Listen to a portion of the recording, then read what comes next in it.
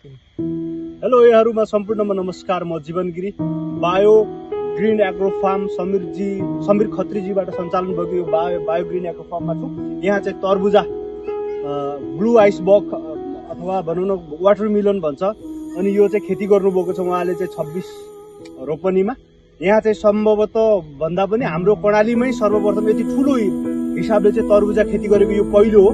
र यहाँ चाहिँ हामीले इन्डियाबाट विषादीहरू प्रयोग गरेका तरबुजाहरू प्रयोग गर्नु र स्वास्थ्यलाई हानिकारक गर्नुभन्दा हाम्रो यहाँका युवा उद्यमीले उत्पादन गरेको चाहिँ वस्तु भाउहरू चाहिँ आफ्नो देशमा चाहिँ प्रयोग गर्नुहोस्, उपभोग गर्नुहोस् र हामीलाई सेवा गर्ने मौका दिनुहोस् भनेर युवा उद्यमीले एउटा जोस जागर जुन तरिकाले अगाडि बढिरहनु भएको छ, त्यसका लागि हामीले अरू केही गरेर सहयोग नगरे पनि उहाँको उत्पादनलाई चाहिँ हामीले उपभोग गरेर सहयोग गर्नुपर्छ।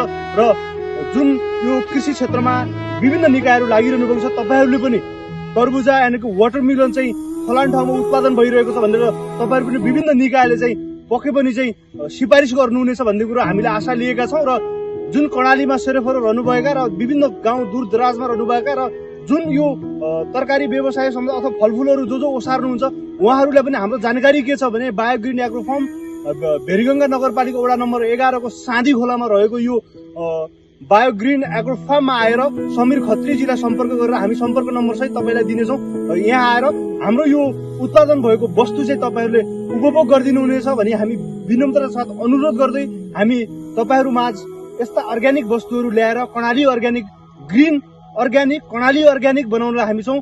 यसका लागि चाहिँ युवा किसानलाई चाहिँ प्रमोट गर्नका लागि तपाईँले यो वस्तुहरू उपभोग गर्नुहोस् भन्दै जय किसान, जय देश, जय कृषि भन्न चाहन्छौँ। धन्यवाद।